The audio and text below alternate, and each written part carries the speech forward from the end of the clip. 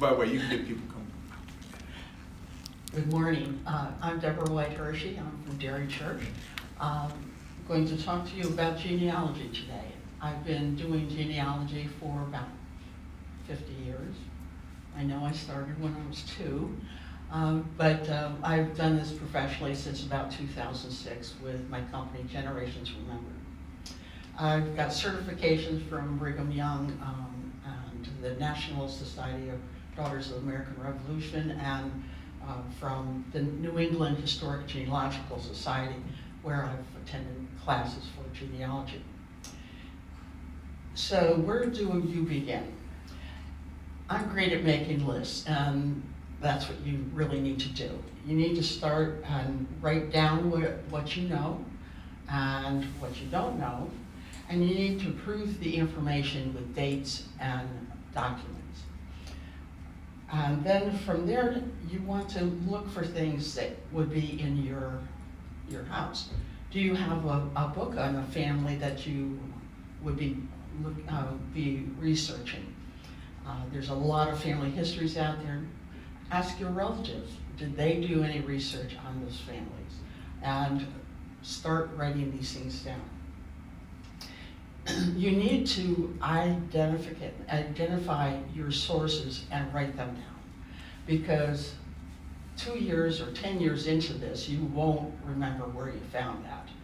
Believe me, it will all come together and you'll say, oh no, where did I find that? And you would want to go back in case you want to research brothers and sisters of that same line. So you'd want to know where that is. And once you put that down, then just start researching. Start by digging in that desk drawer. Do you have a copy of your birth certificate? Do you have a copy of your marriage license? Do you have your mom and dad's death certificates?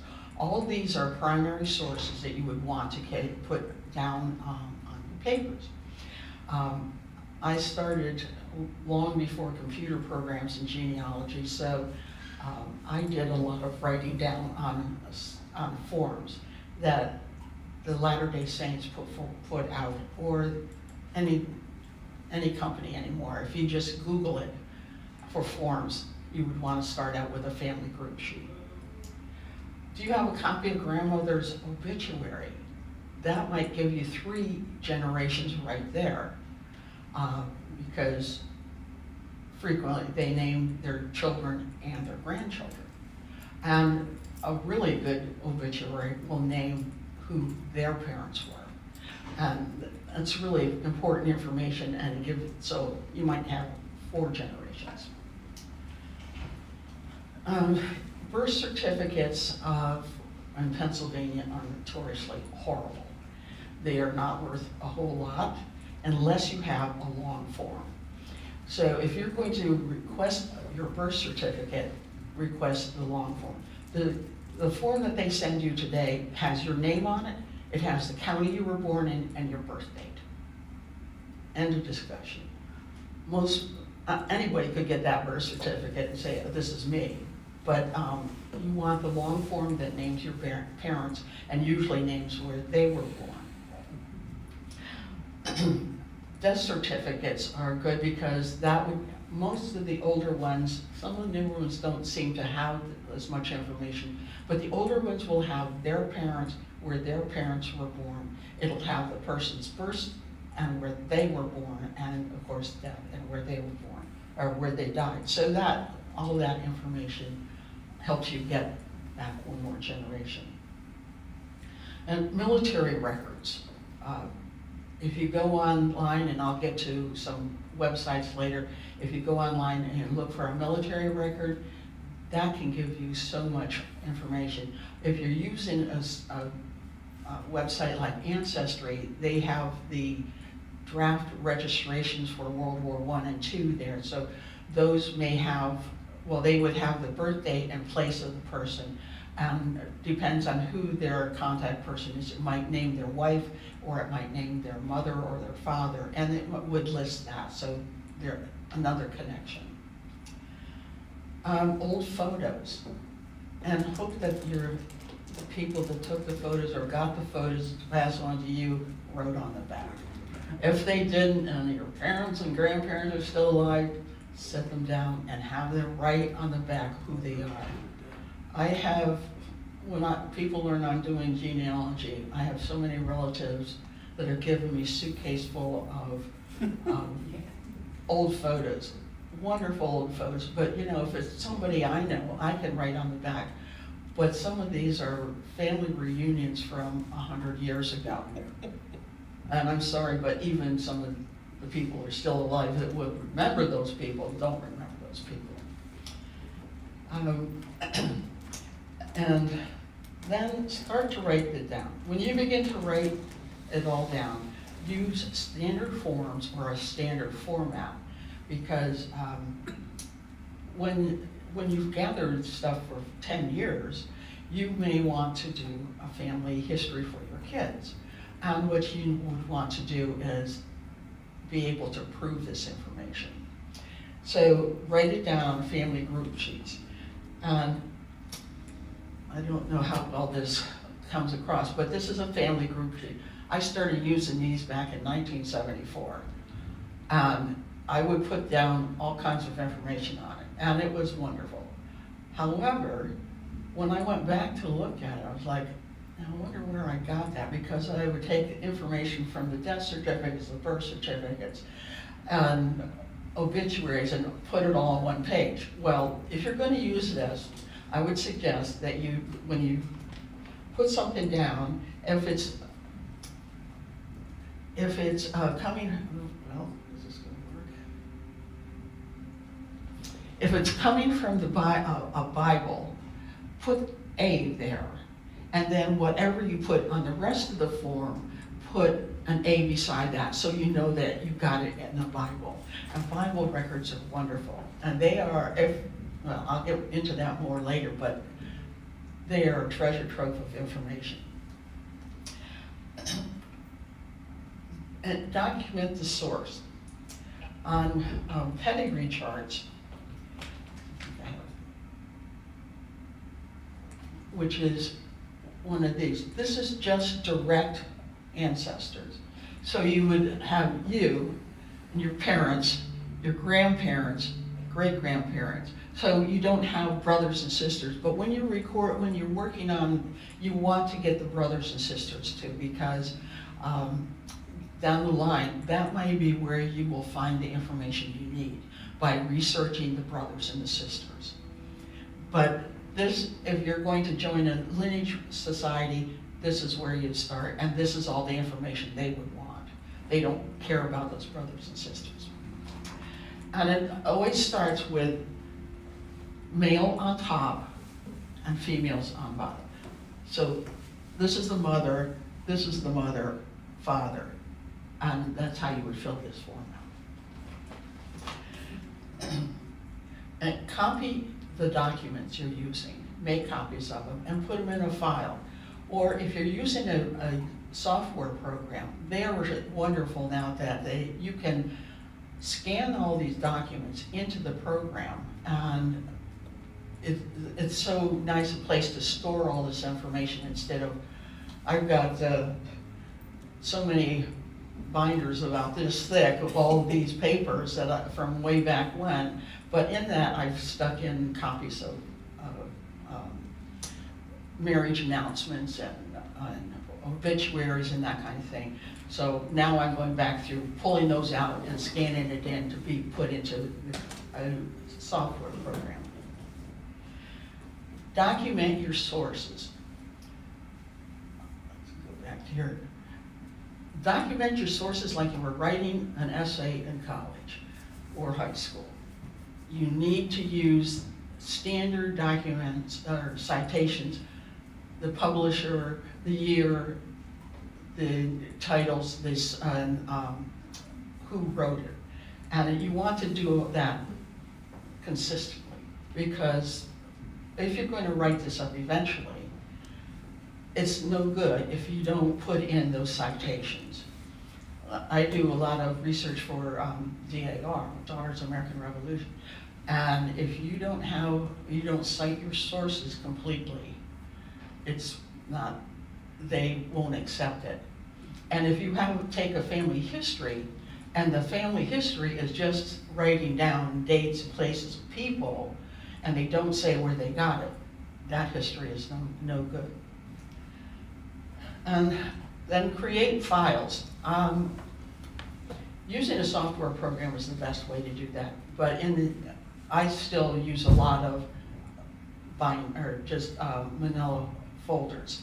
And what I would put on, I'd be putting on like John Dort, Mary Jane Hicks, and on a pedigree chart, they're number 48 and 49.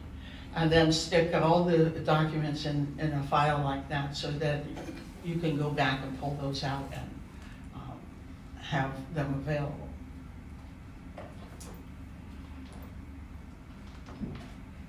So next, you need to prove it. If you can't prove it, it didn't happen. I mean, if you're just doing your family and you don't really care to do any writing later, but you know, your family, if you're going to pass this on to your family, you want to prove your documents or your information. So you want to go and write down the proofs, like I said, as a full citation, and then make a list of what you have and what you don't have, so that you know when you go to a courthouse, and you still need to go to courthouses to find things, or historical societies and places like that to find documents. Make a list before you go, because when you get there, you're not going to have that much time, and depending on where you go, you will have to have them pull the records ahead of time sometimes.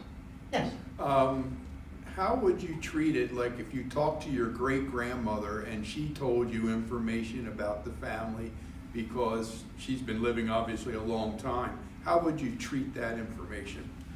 I would record it and then transcribe it and say the date and time that you talked.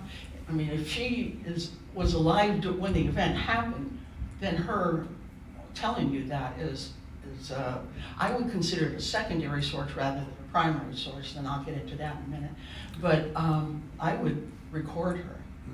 And you know what, I don't know, I was just talking to my sister the other day and I said, do you remember what Dad's voice sounded like? And she's like, no, I can't remember. But if you have that tape, you can go back and listen to him. And that really is, I take my great uncle. He has always had wonderful stories. And so I now have a tape of him. None of the rest of the family has ever heard this tape, but I can go back and listen to Uncle Mel talking and telling the stories from him. And he died at 95, and that's been 20 years ago. So I have a lot of nice history and stories. Thank you. Census records. They have so much information. And what I do is make a copy of the census record and then indicate what I'm using from it. But if you go before 1880, those census records are good for information, but they aren't good for proofs because they don't give you relationship. 1880, it starts saying head of family, wife, son, daughter, father-in-law. So now you've got 3 generations right there. And they give place of birth for the person and their parents. So now you know where their parents are from, so you could go back to if they're from the old country, you could go back and look for records on them there. It gives age, it gives occupation, did they own their house? The census records started in 1790. At that point, they just listed head of household. So again, it's good information if you're researching the head of household, but it won't give you any other information. And then it got to a point where they would just have ticks that they were you had 2 males less than 5 years old, one was 15 to 20, and so it doesn't give you a whole lot of information, but put all this together and it can give you a lot of information or a place to go looking for information. Deeds, these are wonderful to read.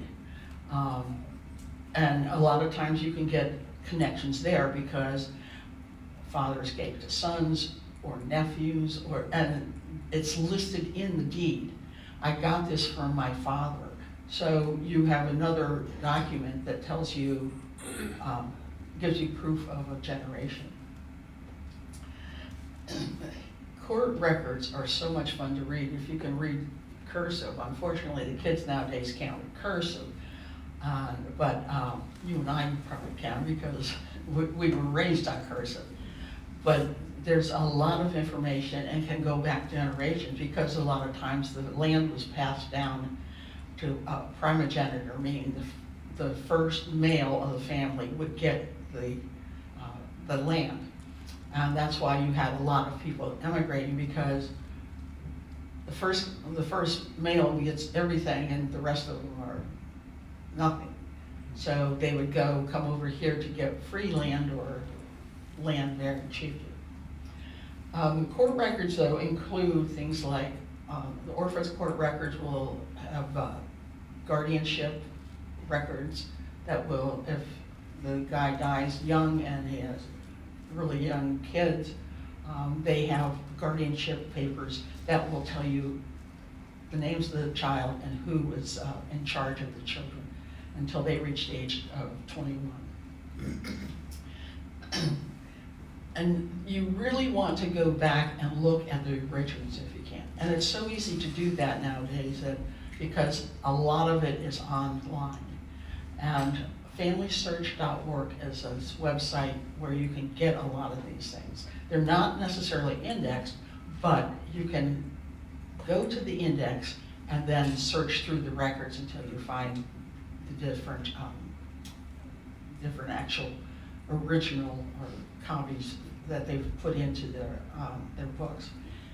And remember, the further away you get from the originals, the more mistakes there are. Because when they transcribe, they don't always transcribe correctly. And I'll show you an example of something that gave me a lot of hissy fits.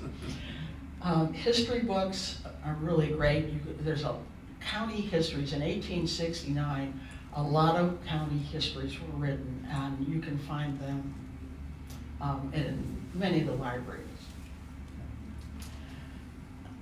So this is what I was talking about transcribing. And I'm sorry, the crappy copies, that's crappy copies I got from the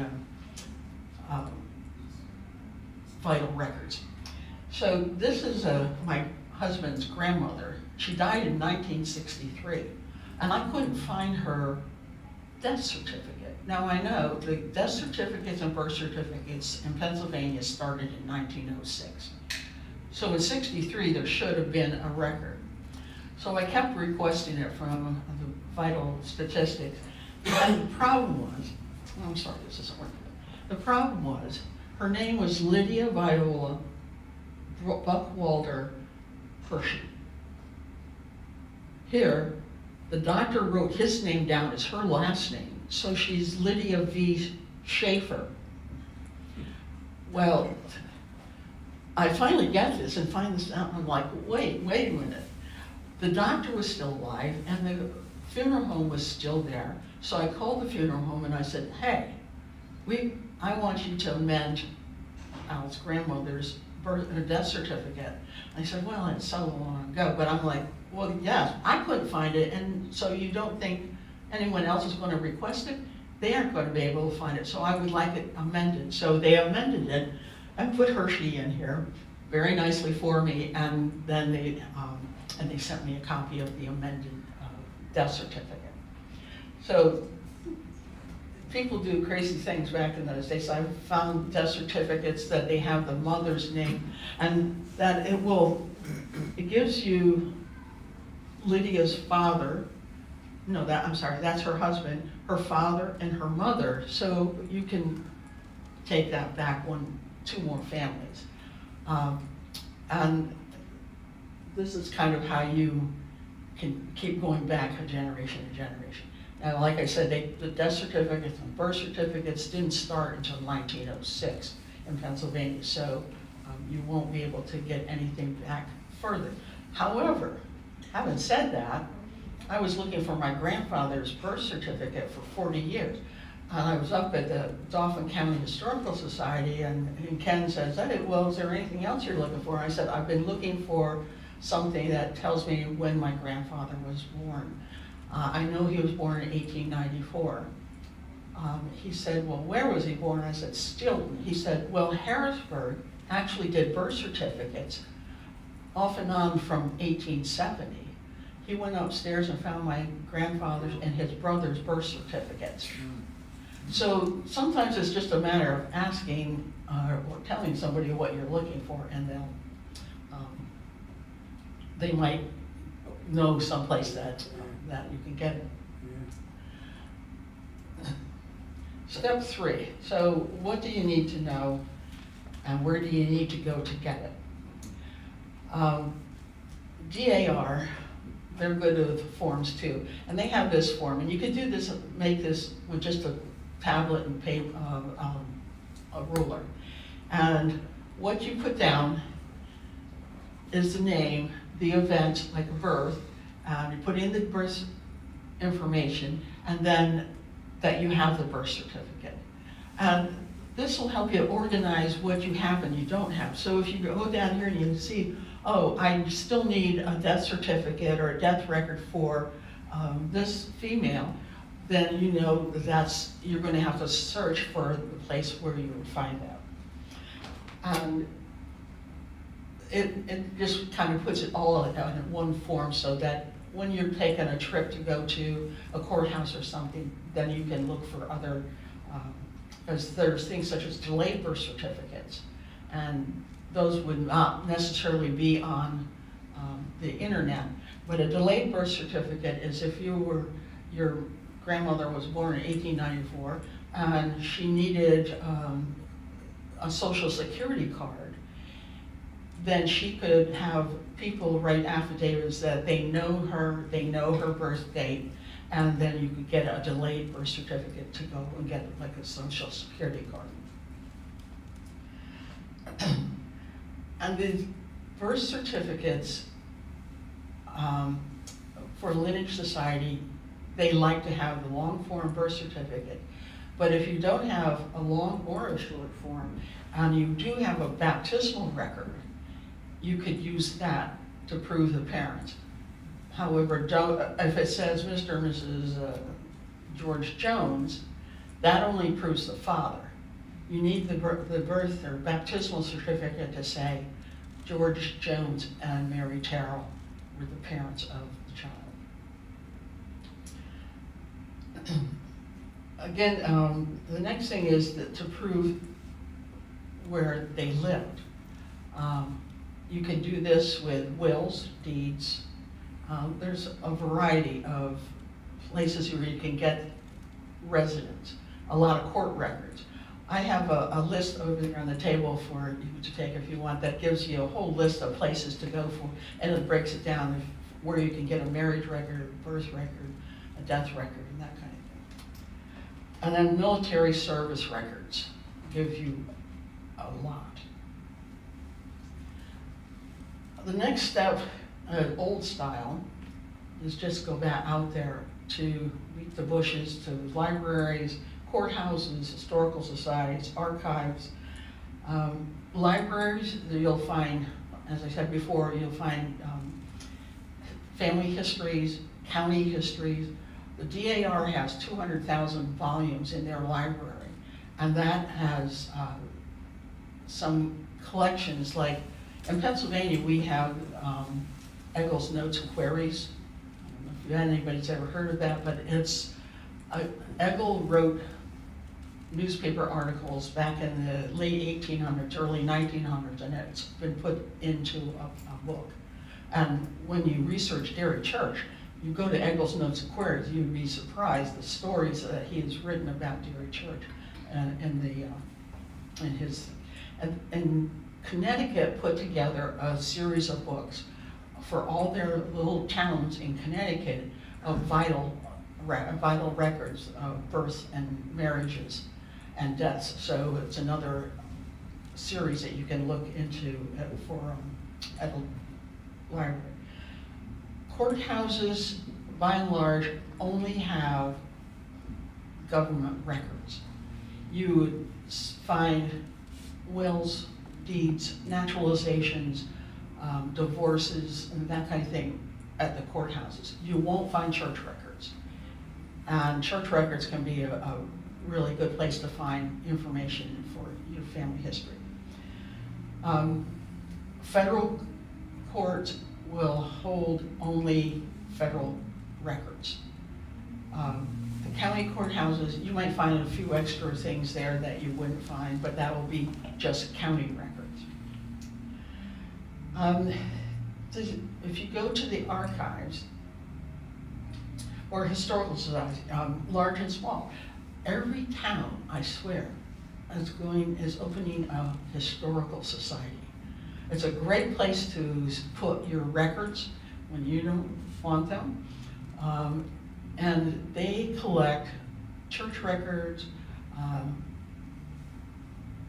marriage records, all kinds of things that, if you're researching some family, if you send it to that county historical society, they keep a family file. And some of these family files have all kinds of great stuff. Because people from all over the world are sending things to these little historical societies that they put in a family file. Archives. They're a great place to go visit, and there's all kinds of archives. The NARA, the National Archives, they will only have national records, government records, but they will have all the military records. If you go to the Pennsylvania Archives, you will be able to find muster rolls, original muster rolls from the Civil War, and you can always look at these muster rolls and follow your ancestry. There's church archives, and different churches have their archives. Presbyterian Archives is in Philadelphia. The Lutheran Archives is in Philadelphia and Gettysburg. And Moravian Archives would be down in Bethlehem. Quaker records, if you have any Quakers in your ancestry, those records have been really well preserved, and will tell you all kinds of things. You probably don't even want to know some of the things they tell you, because if they didn't behave themselves, they write it down in their records.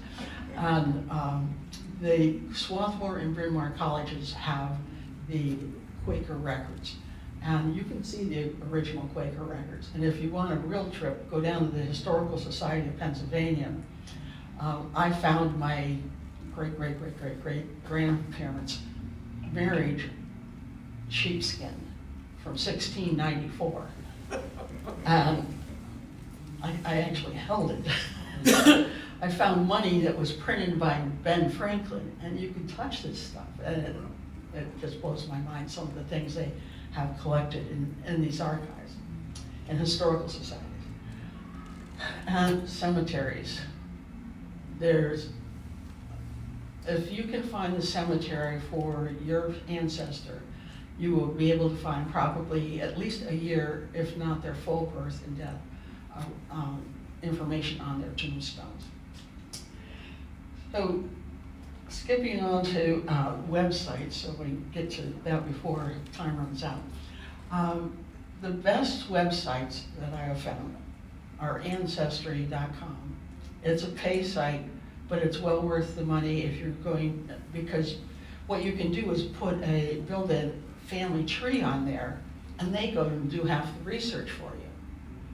But don't believe everything you read on Ancestry. Use it as a guide, not as gospel, because people go on there and connect dots that make no sense whatsoever. I worked with a client this past week, and she said, but Ancestry put that together. And I'm like, well, Ancestry doesn't know what they're talking about, because you can't have a father born in 1857 and his son born in 1856. It just doesn't happen that way. You have to do the math. And a lot of times people don't do the math, and they put connections where they couldn't possibly be. Like I said, it's a pay site, but it's not that expensive if you pay by the quarter and only get the United States collection. Because I do a lot of research in England and Scotland and Wales and stuff, I have the world, and it's $400 or $500 a year. But for me, it's worth it because I can go on and get these records. The next one is FamilySearch.org. This is the Latter-day Saints or the Mormons website. It's free. And they have gone around the world and have made copies of original records. And there's just billions of records there. They have a big tunnel in the granite out in Utah where they store a lot of these records. But they have on their website, not everything is indexed, and you might have to do a little searching. But guess what they've just come out with? AI. So you can go on Family Search and look and have them use AI to search some of the records for you. But a lot of times what you do is if you go on, and don't just put the name of the person in, go and actually go look for the catalog and look for specific records. Like if you're wanting to research the Quaker records, just go in and type Pennsylvania Quaker records, and a list will come up of records you can look at. But if you go into, if you type Pennsylvania, Dauphin County, Hershey, it will bring up all the records that they own from Hershey. And then you can click on these, open these up, and they will be indexed as far as they will have an index, and but you will have to look through the records to find that actual record. You won't, it's not all indexed that you type a name in, but AI will help you for some things. Right now, if you go into Family Search and go to the side and scroll down, you'll see that this says experiments, and you click on that and then go in and you have to click again to another spot where it says experiments and type in a name in parentheses, and that will bring up deeds, wills, and some other government records that you can look at. Depending on the name, George Smith will of course bring up 100,000 records, but you can go to the top and narrow it down to the United States, the Pennsylvania, Dauphin County, and look at the records for that person, and they would probably be the person that you really want to research. If all else fails, Google it. Really, if you put a name in and a date range, you'd be surprised what you get. You might get nothing, but you might get a whole lot because there's a lot of different websites out there. Wikis are other, if you go into wiki.com, they have all kinds of things. Again, I work with the AR, so one of the big things that I'm always amazed at, people do not know their history. The Civil War did not go on in 1775. Civil War 1861 to 1865, Revolutionary War 1775 to 1783, War of 1812, 1812 to 1815. You gotta know a little history, or if not, Google it to find out the years, because I have so many people call me and say, oh, I have someone who fought in the Revolutionary War. Okay, when were they born? 1840. No, they didn't, because it was 1870 or 1775. And I'm always harping on, do the math, do the math. Other websites, Fold3 is a website, it's a pay website, it has military records. You can go and find a lot of Civil War records, especially, that you might be able to find the entire pension file. And pension files are so interesting and have so much information. I wanted to join the Daughters of the Union veteran of the Civil War. So I requested from NARA, and you can do this, copies of the original records. It may cost you. It used to cost $75 to begin with, but you had to give them a credit card. Well, I requested my great-great-grandfather's pension file. He was in the Civil War and was in Tennessee. His horse fell on him and broke his arm right above the elbow. It was never fixed. So when they sent me his Civil War pension file, I figured, no. Every time he would go to the doctors, they'd fill out a form so he could get more money because he never could use that arm after that.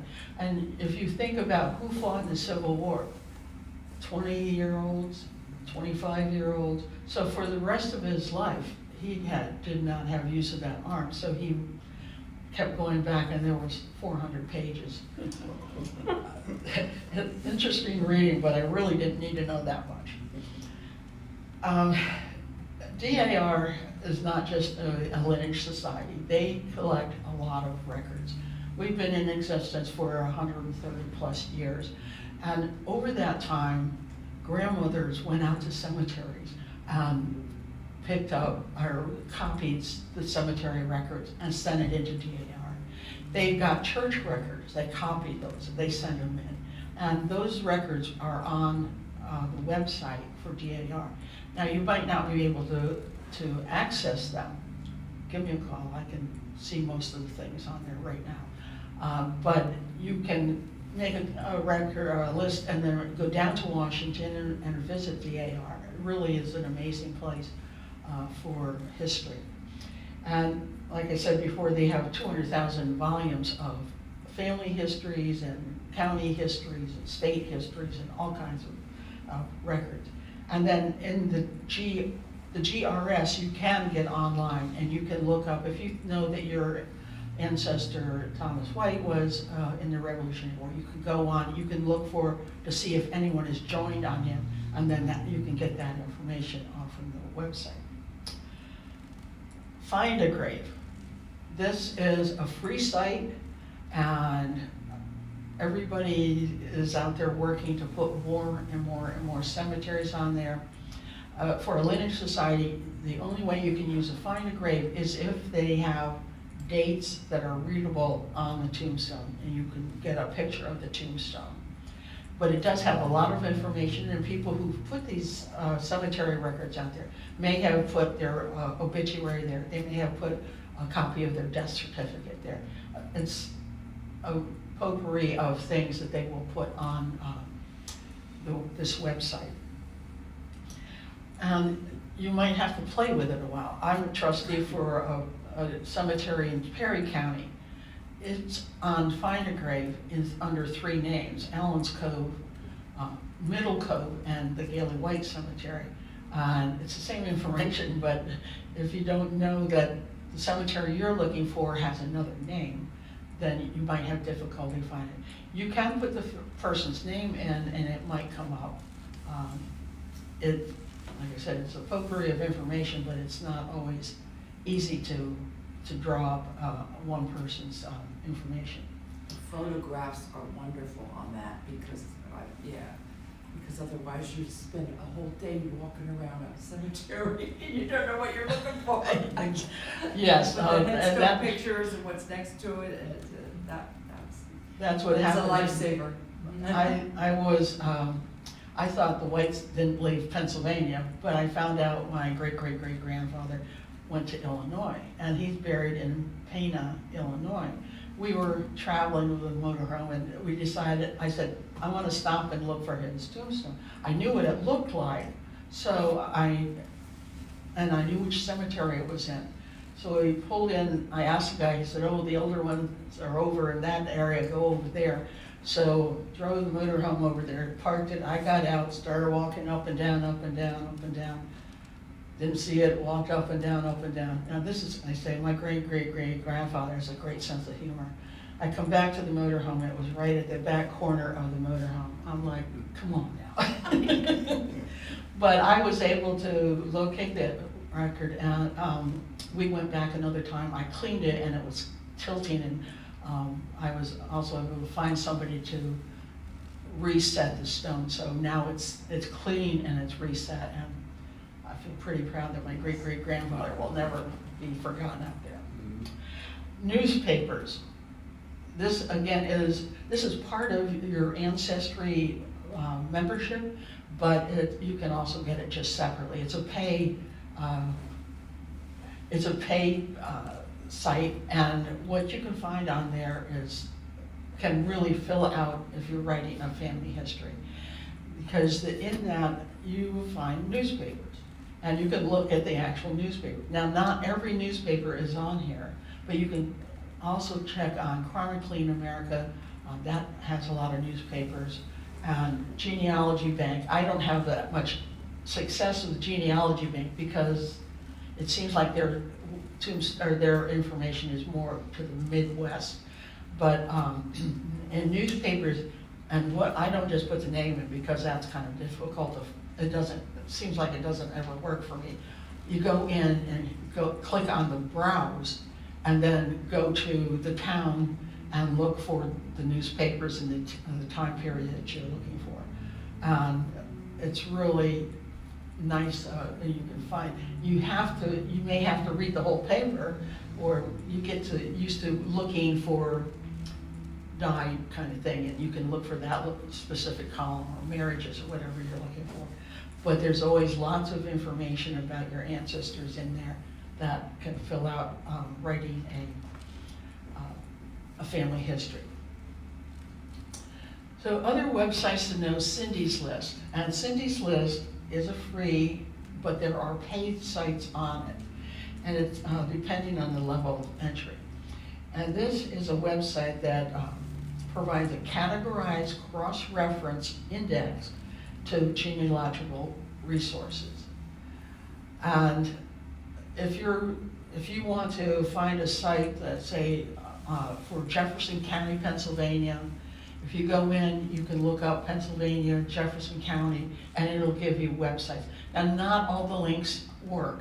She has been putting this together for years and years and years, and sometimes the links break and it might not be there, but there is information there that you could then go Google it for their new website and look at that way. US Gen Web is an old site, and if you go in there, you can look for, under each state, you can find, like, it'll be PA Gen Web, and you can find different people have put records on it, but a lot of times you'll find that it's not been updated recently. Find My Past is another pay site, but that is, if you are looking for the United Kingdom, that is specifically for the UK.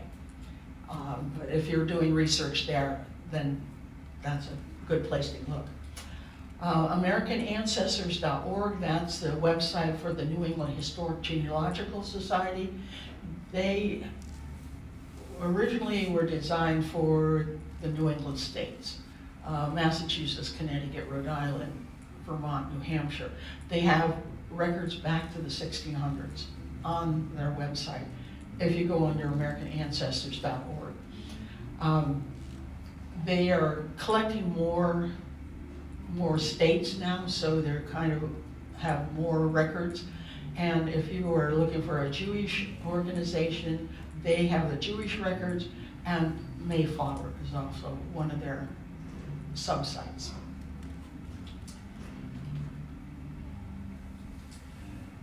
Once you have identified your sources, again, you need to write it down in a format that is acceptable.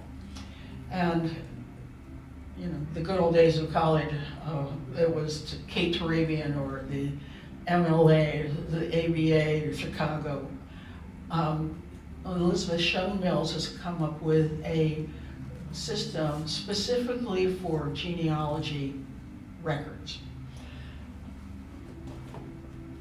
And it's a simple little book, but it'll tell you how to write down, because the Kate Turabians of the world did not give you a way to write sources for things like census records, birth certificates, death certificates, any kind of a record websites.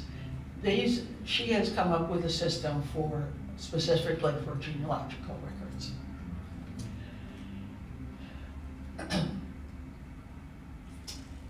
So,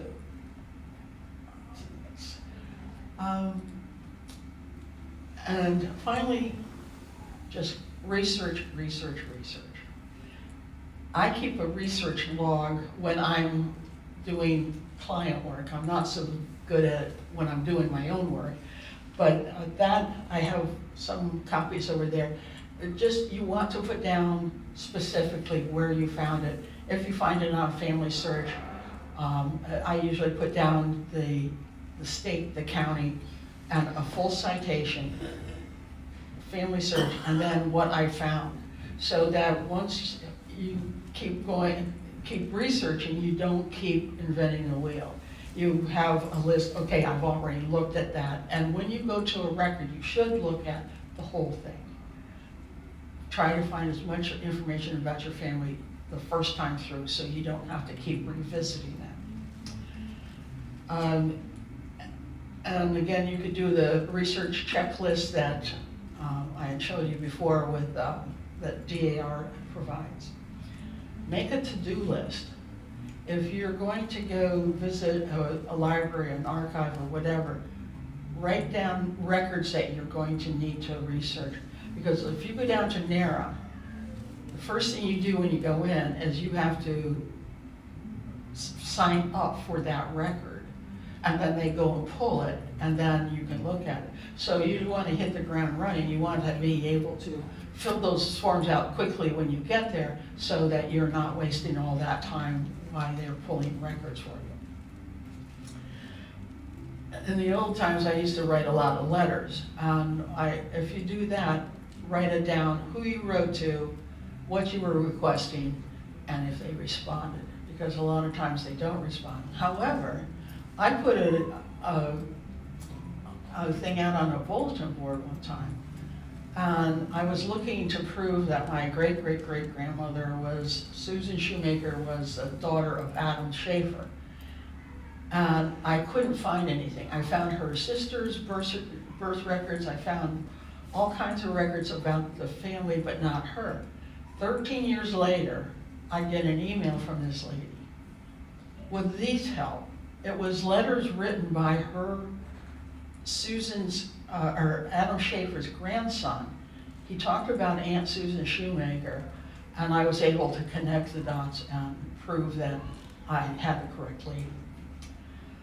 And also, if you're going to take trips, if you have it all in a genealogy program, you can actually, they will help you with to-do lists and research lists and things. And as far as programs, I'm using Legacy right now. I used to swear by Ancestral Quest, but Legacy is a very powerful program, and it's free.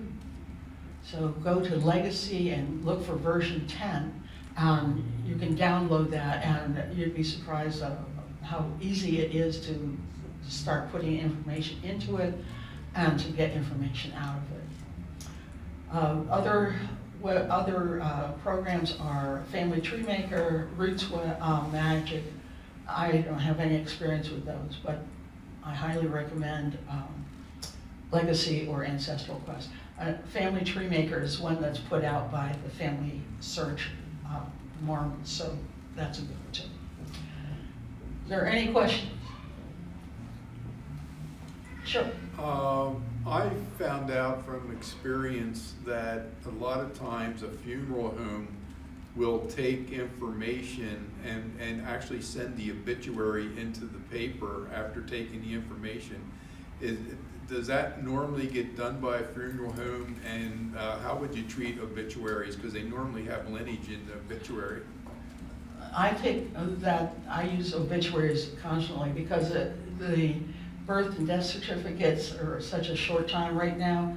I think the birth certificates you can get online are from 1906 to 1915, death certificates 1906 to 1971.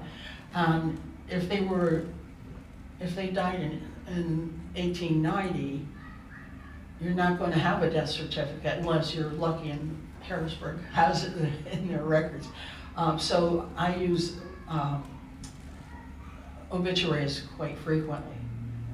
And it's acceptable to do that. Because one of the things is primary records are records that are taken at the time of the event. And that's when an obituary would be written, at the time of the event. Now the stuff in there, it might be wrong, and frequently it is, but it might give the date, their marriage date. So there you have another piece of information. And it'll give parents' names, and it'll give where they were born a lot of times. When you get to the older obituaries, it might be a paragraph that says, this guy died last Tuesday and his funeral is tomorrow. But, so it won't give you a whole lot of information, but it will give you, if you have the date of the obituary, it'll give you a death date. And that's usable. Is it hard to get an obituary, say, from 100 years ago? I mean, No. Well, go on newspapers.com. I get them all the time on newspapers. But 100 years ago, they might just be a single line. You might not get too much other than the death date. You know, the name and death date. Okay. The one thing you didn't say much about is European history tie-in, because I mean, my history pretty much goes back to early 1900s, and then it's all European. So how much of Europe is covered? Ancestry has a lot. Oh, okay. My problem with going to the European records is I don't speak the language. Right. Now, England, Ireland, Scotland, yes, English. But if I have to go back to Germany, I speak very little German, and I can read a little German, I'll read a little French, but not enough to be able to research the records. But AI, again, you can copy and paste, and AI can translate it sometimes. So don't discount using AI. Okay. But they have all kinds of foreign records on them. Any other questions? Anybody else? It's a lot of fun, and don't make it work, but do things so you don't have to redo it again and again. Like I said, I'm into making lists, and I have it written down at least one place in hard copy, so I can take this when I go to a site where I'm going to do research, and I try to keep it updated. And I do things like the blue ones are all patriots that I've proven for DAR, and I think I have a couple of yellow ones. Those are for the daughters of the Union veterans of the Civil War. But I keep this kind of thing. And when I went to the New England Historic Geological Society used to have this coming home to New England, and that was so much fun. But what I did there was I printed out a pedigree chart, and they have a guy there that writes books all the time, and he's sort of like an idiot savant for the New England Historic Society. And he said, "Give me your pedigree charts." I gave him my pedigree charts, and he said he just started adding people on there, and he would say, "Okay, go get this. It's a 3-volume set. Get volume 2. It's about page 450." And you get the book and come back, and sure enough, you put a paper in there, and he had me running all over the library. But by the end of it, he had taken my genealogy for many of my lines back another 3 or 4 generations. Yes. Do you know why Mormons in particular research history? It's part of their religion that you have to pave the way to heaven by knowing who your ancestors are. It might pave the way elsewhere. Well, yeah, quite possibly, yeah, that too. But so that's Yeah. what they call it's a temple form, and blanking on what the thing is right now, but you have to prove a certain number of generations to become part of the Mormon church. And is there any practical application of doing genealogy? I mean, it's, of course, you might want to know about your ancestors, of course, and where you came from. But Yes. can you apply that to anything in particular? Well, yes, there, and some of the programs like Legacy gives you a spot for how a person died. So that if there's like sickle cell anemia in your family, you would want to record that. And sometimes the, like 23andMe, which is a DNA group, they have specific diseases that they follow, and they ask for you to provide information about your family so that you can see if your children might become sick with this same disease. So medically, there's a lot of good reasons to follow your family. And if somebody's adopted, how do you treat that on a family research? Depends on what you're doing. If you're going to a lineage society, they have to find their biological parents. Okay, okay. You really, a lineage society is proven your lineage, Mm-hmm. and your adopted parents are not blood relatives. Go ahead. With laws regarding adoption, I mean, it's my understanding that you can't find out who your parents were. Well, the laws have changed, and you can go and find out. There's a lot of things you have to, hoops you have to jump through, but you can go and find your biological parent. And there's so much DNA out there now that it's kind of hard secret to keep anymore. Yeah. It's interesting because I think there's people out there that don't know they're adopted. Oh, yeah. Yeah. If you ever get to hear Cece Moore talk, she is a genetic genealogist, but she is a forensic genealogist too, that she's helped with a lot of, I think it was the Green River murder or something, that she helped figure out who did it. And she talks about how often babies are switched in the nursery. And it was pretty incredible, a number of children that are switched in a nursery. Oh my gosh. Not on purpose or anything, but some of the people, as they get older, they say, I feel like I don't belong to this family. And doing DNA, they find out, no, they don't. What about half-brothers kind of thing? Because, I mean, at least with my mother's side of the family, there were deaths of spouses, and so you have all these half-brothers, half-sisters, and there's a mess on that side of the family. But do you track that, or is that pretty much not relevant? No, I track it. Okay.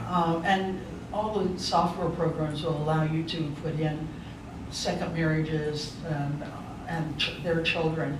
And so, yeah, you can easily track it. Okay. And it might help you to find full relatives, full brothers and sisters that you may not have known about.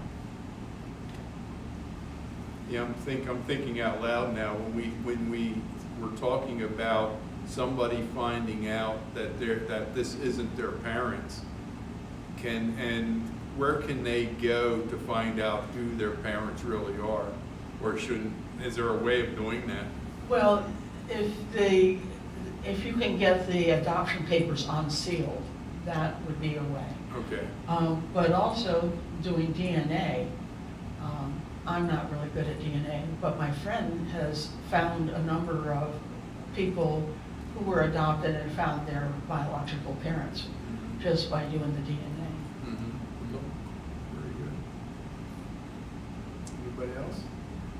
Well, thank you. Appreciate it. Lots of good information.